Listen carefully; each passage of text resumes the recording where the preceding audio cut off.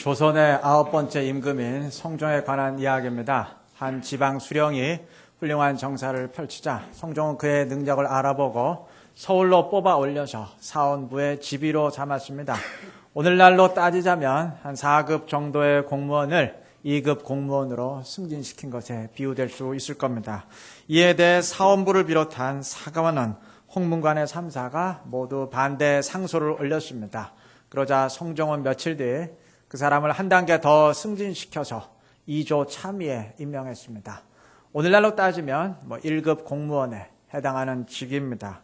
승진을 반대했는데 한 단계 더 승진을 시켰으니 반대는 더 극렬해질 수밖에 없었습니다. 그러자 성종은 며칠 뒤 그 사람을 또 종 2품인 2조 참판으로 승진시켰습니다. 오늘날로 따지자면 도지사나 차관 정도의 직위에 임명을 한 겁니다. 그제야 3사는 더 이상 반대하지 못하고 입을 다물 수밖에 없었습니다. 계속 반대 상소를 올렸다간 필시 그 사람을 정승의 자리까지 올릴 것이 분명했기 때문입니다. 성종의 뚝심을 알게 해주는 일화인데 지도자에게는 때로 이러한 면모도 필요합니다.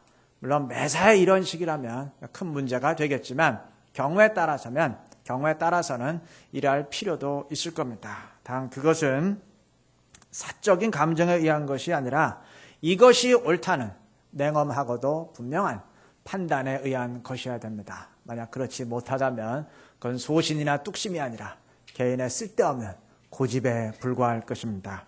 성종이 파격적으로 승진시켰던 그 사람은 훗날 정승의 자리까지 오르게 되었고 사람들은 인재를 알아보는 성종의 해안에 감탄하게 되었다고 합니다.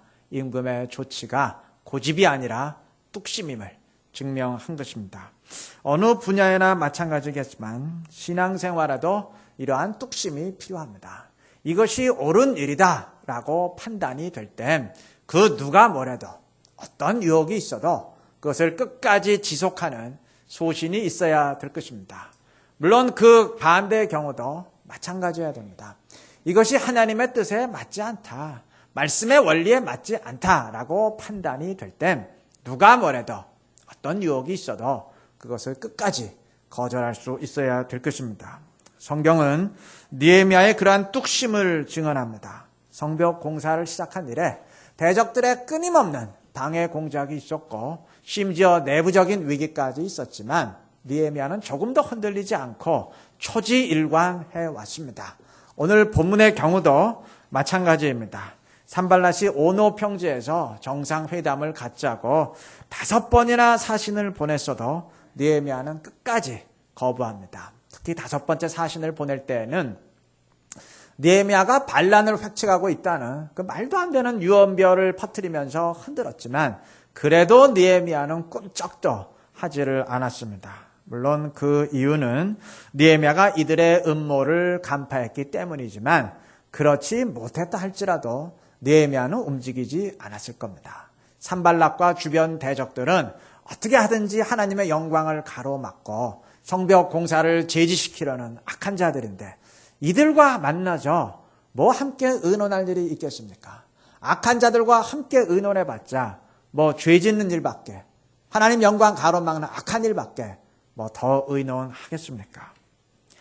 GE의 CEO였던 잭 웰치가 독수리가 되려면 칠면조 무리를 떠나라는 말을 했습니다. 프로가 되도록이면 아마추어가 아닌 프로들과 어울리는 것이 바람직하고 신앙생활도 제대로 하려면 되도록 영적 생활에 도움이 되는 사람들과 함께 교제권을 형성하는 것이 옳습니다.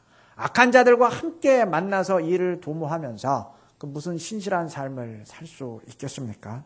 그래서 고린도후서 6장 14절에서도 믿지 않는 자와 멍에를 함께하지 말라 경고한 것 아니겠습니까? 느헤미야는 이 원리를 알았기 때문에 너희들과는 만날 일도 없고 함께 의논할 일도 없다. 아무리 제의가 거듭 들어왔어도 끝까지 거절했던 것입니다.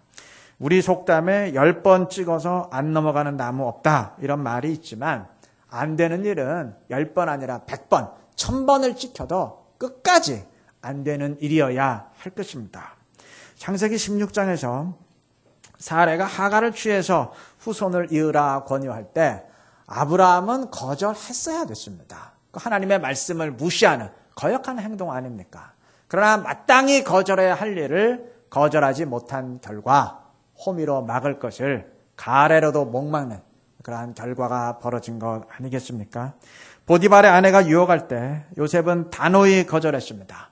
창세기 39장 10절은 여인이 날마다 청하였다 그랬습니다. 그러니까 날마다 요셉을 흔든 겁니다. 그래도 요셉은 끝까지 거절했습니다. 반면 삼손은 어땠습니까? 들릴라가 힘이 어디서 나오는지 비밀을 알려달라고 조를 때 처음엔 그도 거절했습니다. 그러나 사사기 16장 16절의 증언처럼 여인이 날마다 조르며 재촉하니까 그만 더 이상 거절하지 못하고 털어놓고 말았습니다. 그 뒤에 결과가 어떻게 되었는지는 다 아는 바와 같습니다. 요셉과 삼손의 차이가 많이 있겠지만 그중에 중요한 하나는 거절해야 될 것을 끝까지 거절할 수 있느냐 없느냐 뚝심의 차이입니다. 거절해야 할 일은 끝까지 거절할 수 있는 뚝심을 지니시기 바랍니다. 이것은 외부의 유혹에 대해서만이 아니라 나 자신에 대해서도 마찬가지입니다. 말씀을 순종하기로 결단했다면 요즘 그 정도는 다 불순종하고 넘어간다. 뭐 이렇게 유별나게 신앙생활 하려고 하느냐. 이러한 내면의 속삭임이 들려도 끝까지 그 음성 거절하고 순종할 수 있어야 될 것입니다. 기도한다고 뭐 달라지냐. 그러한 생각이 들 수 있고 너 전도한다더니 여태 몇 명이나 했냐. 아이 포기해라. 웃기는 소리 하지 말라. 이러한 비웃음이 들릴 수 있지만 끝까지 거절하고 순종하는 뚝심이 있어야 될 것입니다. 단 주의할 것이 있습니다. 이것이 옳다고 냉엄하게 판단되는 일엔 끝까지 뚝심을 지녀야 되지만 내 판단이 틀렸다고 여겨질 땐 깨끗이 인정할 수 있어야 됩니다. 이랬다 저랬다 변덕스러운 메뚜기족이 되어서는 안 되지만 유연성은 지니고 있어야 한다는 말입니다. 우리 주변엔 주관이 강하고 흔들리지 않는 사람은 제법 있습니다. 그러나 자신의 판단이 틀렸다는 것을 알았을 때 그것을 깔끔히 인정하는 사람은 그리 많지 않습니다. 자신이 틀렸다는 사실이 드러나는 것을 부끄러워하기 때문인데 틀린 것은 잘못이지만 틀린 것을 인정하는 것은 잘못이 아닙니다. 사실 틀린 것보다 틀린 것을 인정하지 못하는 것이 더 부끄러운 일이 될 것입니다. 맺고 끊는 일이 분명해야 될 것입니다. 주님은 예할 것은 예하고 아니오할 것은 아니오하라 명령하셨습니다. 그런데 우리는 예해야 할 일에 아니오하고 아니오하고 분명히 거절해야 할 일에 예하는 경우가 얼마나 많습니까? 예 또는 아니오라고 딱 부러지게 매듭을 지어야 할 일에 글쎄요 하고 얼버무리면서 세상에도 한 발, 주님께도 한 발 이렇게 두 주인을 섬기려 할 때가 얼마나 많습니까? 주님의 말씀처럼 예 할 일은 예 하고 아니요 해야 할 일은 아니요 할 수 있기를 바랍니다. 단 일시적으로만 그런 것이 아니고 예 해야 할 일은 끝까지 예하고 아니요 해야 할 일은 끝까지 아니요 하며 거절하는 소신과 뚝심을 지니시기를 바랍니다. 그렇게 할 때 우리의 신앙이 성장하고 풍성한 열매를 맺게 될 줄로 믿습니다. 다음에 생각할 것은 말씀의 권위입니다. 오늘 본문에서 선지자 스마야는 느헤미야에게 함께 성전으로 가서 외소에 숨자고 재촉했습니다. 이 성전 외소는 제사장만 들어갈 수 있는 곳이기에 아무리 선지자와 총독이라 할지라도 일반 사람들이 그곳에 들어가는 것은 말씀에 어긋나는 범죄입니다. 그럼에도 스마야는 느헤미야를 그곳으로 끌고 들어가려고 했습니다. 대적들의 뇌물을 받은 스마야가 느헤미야를 범죄에 빠뜨리기 위해서 지금 음모를 꾸미고 있는 겁니다. 이 음모는 여러 가지 면에서 걸려들기 쉬운 함정이었습니다. 먼저 주변 대적들의 말이 아니라 선지자의 말이었기에 일단 받아들일 가능성이 높았습니다. 아무 경계심 없이 받아들일 공산이 컸습니다. 우리 같아도 목회자의 말이나 영적 사역자의 말은 일단 받아들일 가능성이 높지 않습니까? 그리고 스마야가 두문불출한다고 느헤미야가 직접 찾아간 것을 보니 두 사람이 평소에 친분이 있었던 것이 분명합니다. 그 누구라도 자기와 친한 사람의 말은 일단 믿기가 쉽지요.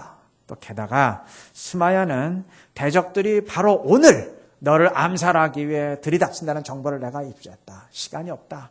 빨리 가서 숨자. 이렇게 다급하게 재촉을 했는데 그 누구라도 자신의 신변에 위협을 느끼게 되면 당황하게 되고 또 그렇게 되면 판단력이 흐려지기 쉽습니다. 그렇지 않습니까?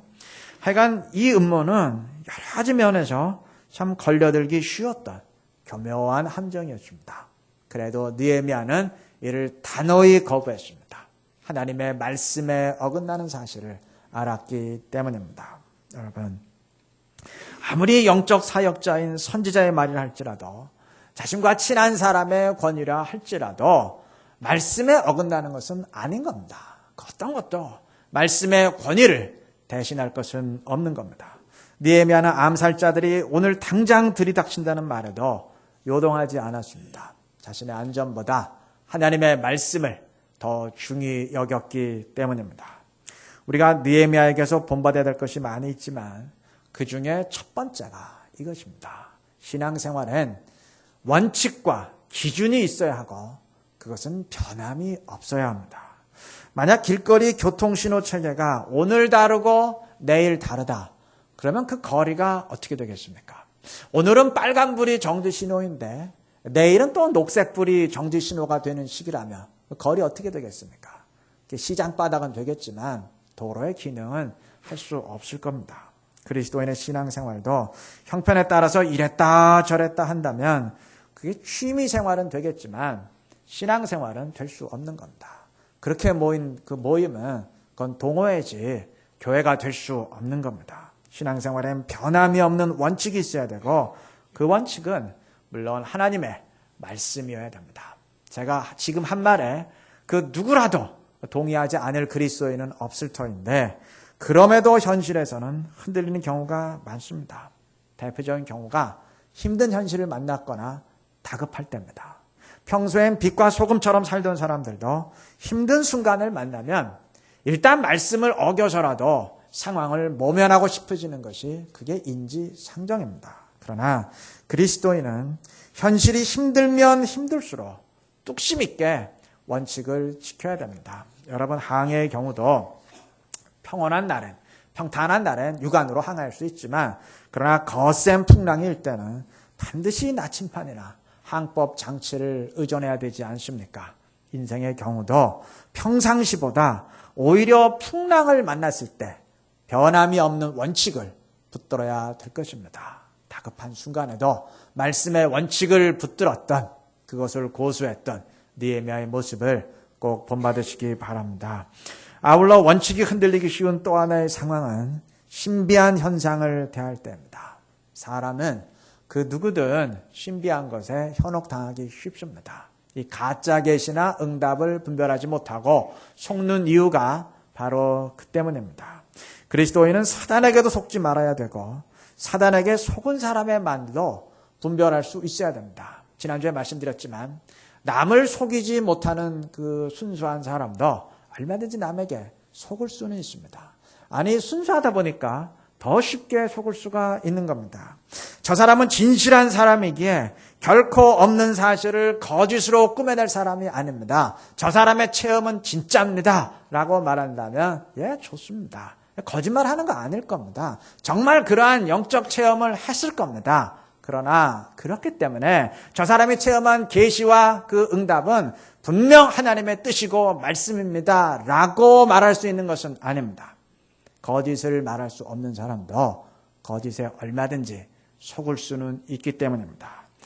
영적 체험을 판별할 땐 저 사람이 정말 그러한 체험을 했느냐 아니냐는 진실성은 하등 상관이 없습니다. 그건 하등 중요한 기준이 아닙니다. 근데 그걸 우선적인 기준으로 따지고 그것만 따지려 하니까 이게 문제가 심각하게 발생하게 되는 겁니다. 말씀을 순종할 때는 물론 진실성이 가장 중요하지만 그러나 영적 분별력에 관한 한 지혜가 훨씬 더 중요합니다. 그 사람이 평소에 지혜로운 사람인지 아니면 이래저래 남의 말에 잘 흔들리는 사람인지 그게 더 중요한 겁니다. 저 사람이 평소에 진실하고 기도를 많이 하는 사람인지 그건 별로 중요하지 않아요. 저 사람이 지혜로운 사람인지 판단력과 해안을 지닌 사람인지 아니면 좀 답답하고 좀 상식에 어긋난 일을 할 때가 많은 사람인지 그게 훨씬 더 중요한 것입니다. 그리고 가장 중요한 것은 성경 말씀으로 최종적인 판단을 내려야 한다는 겁니다. 말씀의 원리에 어긋났다 한다면 그건 뭐 선지자의 체험이든 교회에서 가장 열심히 있는 사람의 체험이든 따질 거 없습니다. 일단 속은 겁니다. 그럼에도 가짜에 현혹당하는 일이 많은 이유는 신비한 것에 압도당하다 보니 그 가치를 말씀의 권위보다 더 우선시하기 때문입니다.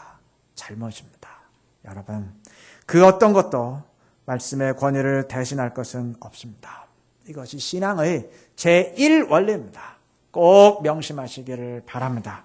그래서 어떤 상황에서든 성경 말씀을 뚝심 있게 붙들 수 있는 지혜로운 우리 모두가 되시기를 바랍니다.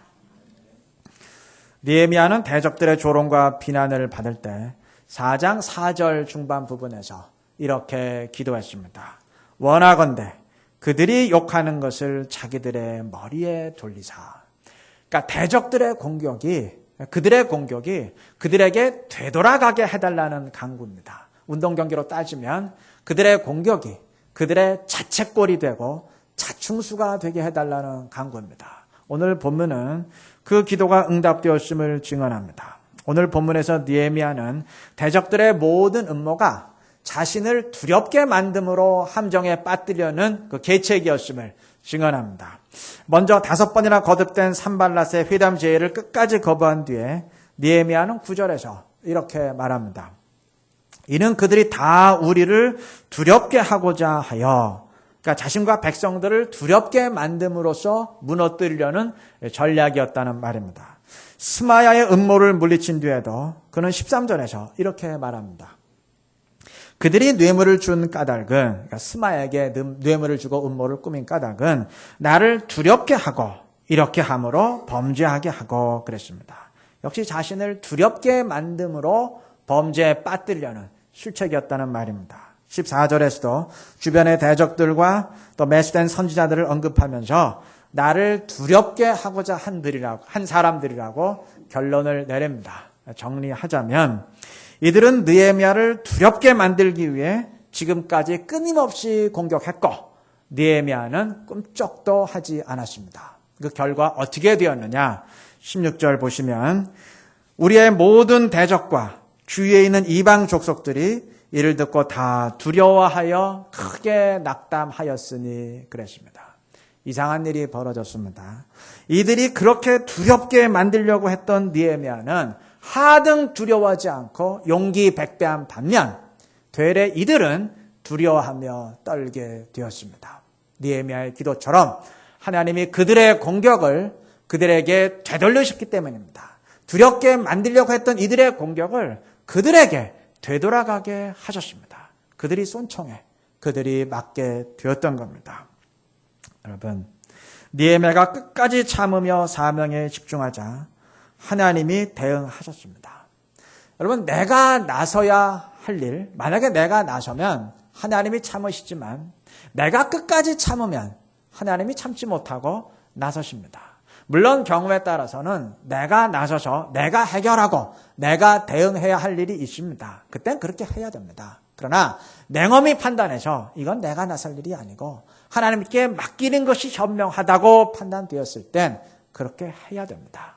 다 그런 것은 아니지만 영적인 일은 대부분의 경우 그렇게 하는 것이 옳습니다. 우리 상황을 분별하고 하나님께 맡겨야 할 일은 끝까지 뚝심 있게 맡기시기 바랍니다. 일면 손해 나는 것 같지만 그러나 하나님이 결국 해결하시고 그의 뜻을 이루어 가실 줄로 믿습니다. 말씀을 맺겠습니다. 대적들의 끊임없는 공격에도 불구하고 결국 느헤미야는 사명을 완수했습니다. 본문 16절 중반 부분은 이에 대한 대적들의 반응을 이렇게 증언합니다. 그들이 우리 하나님께서 이 역사를 이루신 것을 알미니라. 예상을 초월하는 일이 벌어지자 대적들 역시 이것은 인간이 할 수 있는 일이 아니다. 분명 저들이 믿는 하나님이 하신 일이다. 인정하게 되었던 겁니다. 여러분, 하나님의 자녀들이 믿음으로 서서 사명을 감당해내면 결국 세상도 하나님의 위대하심을 인정하게 되는 겁니다. 반면 믿음으로 행치 못하면 어떻게 되느냐? 그 반대의 현상이 벌어지게 됩니다. 5장에서 유대인 채권자들의 악행으로 말미암아 유대 백성들이 갈등에 휩싸였을 때 느헤미야는 5장 9절에서 이렇게 말합니다. 우리의 대적 이방 사람의 비방을 생각하고 우리 하나님을 경외하는 가운데 행할 것이 아니냐. 하나님의 백성들이 하나님 백성답지 못할 때 하나님이 세상의 비방거리가 됩니다. 하나님의 자녀들이 은혜를 베풀지 못하고 냉혹한 모습을 보이는데 세상이 어떻게 하나님을 은혜의 하나님으로 인정하겠습니까? 포악한 하나님으로 알고 비웃지 않겠습니까? 우리 모두 명심해야 될 것입니다. 그리스도인이 하나님의 영광을 밝히 드러낼 수도 있지만 그 영광을 가장 크게 가로막는 사람들이 그리스도인이 될 수도 있습니다. 교회가 주의 뜻과 사명을 감당하는 공동체가 될 수도 있지만 그의 뜻을 가장 분명하게 가로막는 장애물이 될 수도 있는 겁니다. 선교사가 제3세기에 복음의 씨앗이 자라나게 하는 사람이 될 수도 있지만 복음에 대한 거부감을 조성하는데 가장 큰 역할을 담당할 수도 있는 겁니다. 내가 어떻게 하느냐에 따라 달라지게 되는 겁니다. 하나님의 이름이 이방 가운데 비방받게 만들었던 5장의 사람들과 하나님의 그 위대하심을 이방 사람들도 인정하게 만들었던 6장의 사람들은 서로 다른 사람들이 아니었습니다. 똑같은 사람들이었지만 어떻게 하느냐에 따라 극과 극으로 달라지게 되었던 겁니다. 우리 역시 내가 어떻게 하느냐에 따라서 나로 인해 예수를 믿게 만드는 사람이 될 수도 있고 예수 믿으면 절대 안 되겠다 작심하게 만드는 사람이 될 수도 있습니다. 교회에 생명력을 불어넣는 사람이 될 수도 있고 교회로 하여금 생명력을 잃어버리게 만드는 사람이 될 수도 있습니다. 성령의 불을 붙이는 사람들 될 수 있고 불 끄는 소방수가 될 수도 있는 겁니다. 그것은 느헤미야처럼 말씀을 붙들고 뚝심 있게 서느냐 아니면 영적 공격에 흔들리고 굴복하느냐에 달려 있는 겁니다. 느헤미야처럼 말씀을 붙들고 초지일관 뚝심 있게 설 수 있기를 바랍니다. 그래서 우리에게 맡겨진 사명을 다 감당하고 주님의 영광을 크게 드러낼 수 있는 우리 모두가 되시기를 그리스도의 이름으로 축원합니다.